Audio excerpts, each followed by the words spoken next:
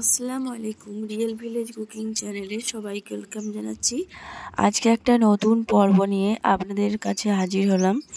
আজকে একটা আলু দিয়ে পাঁপড় বানিয়ে দেখাবো। মুচমুচে খাস্তা এই আলুর পাঁপড় না দেখলে বিশ্বাস করতে পারবেন না। স্কিপ না করে পুরো ভিডিওটা দেখতে থাকুন, খুবই ভালো লাগবে। আর আপনারা যদি নতুন হয়ে থাকেন চ্যানেলটা লাইক করে এবং সাবস্ক্রাইব করে পাশে থাকবেন অনুরোধ রইল। একটা আলু নিয়ে নিয়েছি আর ভালো করে ছালগুলো ছিলে ধুয়ে পরিষ্কার করে নিয়েছি।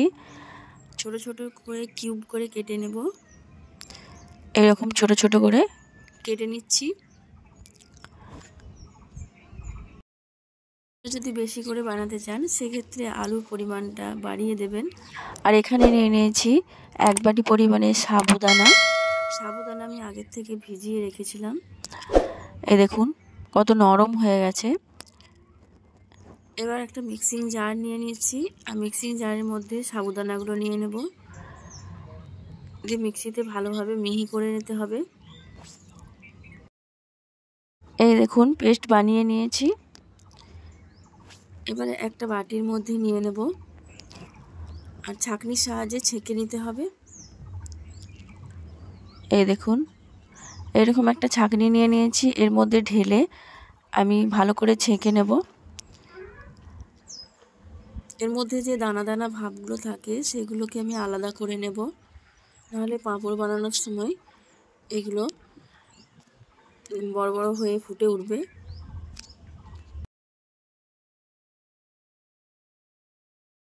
এইভাবে করে ভালো করে ছেঁকে নিতে হবে আর একটা চামচের সাহায্যে এইভাবে চাপ দিলেই সহজেই বেরিয়ে আসবে। এবার আমি যে আলুগুলো কুচিয়ে রেখেছি সেই আলুগুলো মিক্সিং জারের মধ্যে নিয়ে নিচ্ছি। এগুলোকেও ভালো করে পেস্ট বানিয়ে নিতে হবে। এই দেখুন পেস্ট বানিয়ে নিয়েছি, এগুলোকেও ছাঁকনির সাহায্যে ভালো করে ছেঁকে নিতে হবে যেন কোনো দানা ভাব না থাকে। ভালো করে ছেঁকে এর যে রসটা বার করে নিতে হবে। সাবুদানা এবং আলুর রস আমি একই জায়গাতে নিয়েছি। এবার আমি মাপ করে নেব। একটা কড়াই বসিয়ে দিচ্ছি। এখানে কড়াইয়ের মধ্যে আমি মাপ করে নিয়ে নিচ্ছি। আমি এখানে 1.5 বাটির মতো নিয়েছি আলুর রস এবং সাবুদানা। 1.5 বাটি পরিমাণে নিয়েছি।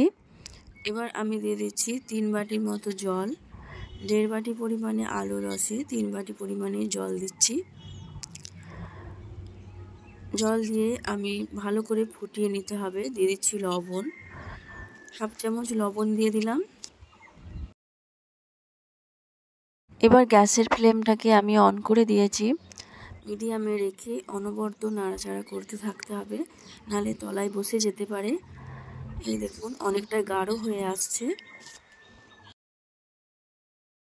এটা বানাতে আমার বেশি টাইম লাগেনি, 5 মিনিটের মধ্যেই এটা রেডি হয়ে গেছে। এই দেখুন কতটা গাঢ় হয়ে এসেছে। আবারও নাড়াচাড়া করে যেতে হবে অনবরত।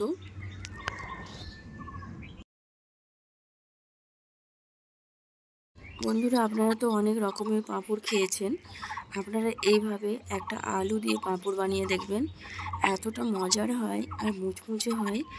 একবার বানালে তো বারবার বানাতে ইচ্ছা করবে, এতটাই টেস্টি হয়, খুবই মুচমুচে হয়। একবার বানালে সবাই পছন্দ করবে। এইভাবে পাঁপড় বানিয়ে আপনারা ইচ্ছা মতো যখন খুশি খেতে পারবেন। এই দেখুন কতটা গাঢ় হয়েছে। এই দেখুন আর 1 বছরের জন্য সংরক্ষণ করে রেখে দিতে পারবেন এই আলুর পাঁপড়।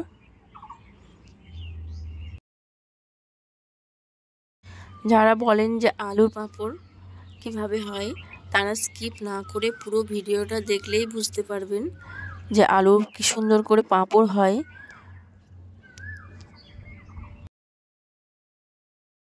আমার চ্যানেলে অনেক রকমের পাঁপড় রেসিপি আছে, আপনারা দেখতে পারেন। এই দেখুন অনেকটা গাঢ় হয়ে এসেছে। আবারও কিছুক্ষণ আমি নাড়াচাড়া করে নেব। এই দেখুন এর মধ্যে একটা আঠালো ভাব চলে এসেছে। এবার আমি গ্যাসের ফ্লেমটা অফ করে দিচ্ছি। আর আপনারা যদি চেক করে নিতে পারেন যে এটা পারফেক্টলি হলো কি না, তার জন্য এরকম একটা প্লেট নিয়ে নেবেন আর এর মধ্যে দিয়ে দেবেন সামান্য পরিমাণ। যদি গড়িয়ে না আসে তাহলে বুঝবেন যে এটা রেডি হয়ে গেছে। এইভাবে করে আমি এখানে এরকম একটা প্লাস্টিক নিয়ে নিয়েছি। এবার চামচে করে আমি সামান্য পরিমাণে নেব আর পাঁপড়ের সাইজ এইভাবে গোল গোল করে পাঁপড়ের সাইজ বানিয়ে নেব।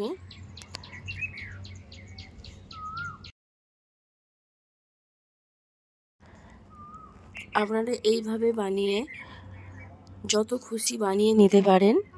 আর রোদের মধ্যে কিছুক্ষণ রেখে অথবা ফ্যানের মধ্যে রেখে সামান্য শুকিয়ে নিলেই হবে। দেখুন প্রতিটা পাঁপড় গোল গোল কি সুন্দর হচ্ছে। এইভাবে করে পাঁপড়গুলো সব বানিয়ে নিতে হবে।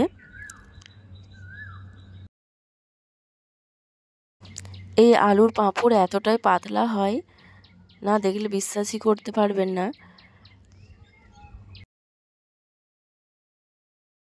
সামান্য পরিমাণে রোদে দিয়ে দেবো আর রোদ থেকে তুলে এনে আপনাদের আমি দেখাবো। এই দেখুন রোদে দেওয়ার পর খুব সুন্দরভাবে শুকিয়ে গেছে। অনেকে বলেন পাঁপড় উঠতে চায় না। এই দেখুন আমি আপনাদের দেখাচ্ছি কত সহজে উঠে আসছে। এই দেখুন কতটা পাতলা হয়েছে। দেখুন প্রতিটা ঠিক একইভাবে উঠে চলে আসছে।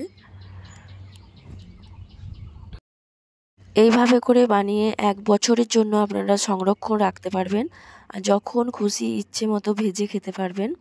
আমি আপনাদের ভেজে দেখাচ্ছি। এখানে আমি নিয়ে নিয়েছি ভেজিটেবিল অয়েল। অয়েলটা যখন খুব ভালোভাবে গরম হয়ে যাবে, এই দেখুন কত সুন্দরভাবে পাঁপড়গুলো ভাজা হয়ে যাচ্ছে। আবারও একটা ভেজে দেখাচ্ছি। দেওয়ার সঙ্গে সঙ্গেই পাঁপড়গুলো কত ভালোভাবে ভাজা হয়ে যাচ্ছে। দেখুন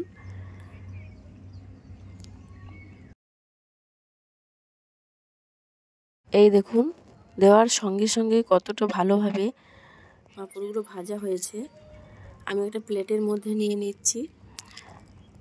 আমি কম করে বানিয়েছি, আপনারা পরিমাণে বেশি বানাতে পারেন। খুবই মুচমুচে হয় এই আলুর পাঁপড়। একবার খেলে মন ভরবে না, বারবার খেতে ইচ্ছে করবে। আমার এই রেসিপি আপনাদের কেমন লাগলো কমেন্টে জানাবেন। আর যদি ভালো লাগে লাইক দেবেন এবং সাবস্ক্রাইব করে পাশে থাকার অনুরোধ রইল। আপনারা একবার হলেও বাড়িতে ট্রাই করে দেখবেন, এতটা মজার হয় না, বাড়িতে না বানালে আপনারা বিশ্বাসই করতে পারবেন না। খুবই মুচমুচে হয়। এই দেখুন দেওয়ার সঙ্গে সঙ্গেই গুঁড়িয়ে যাচ্ছে। কতটা মুচমুচে দেখেই বুঝতে পারছেন।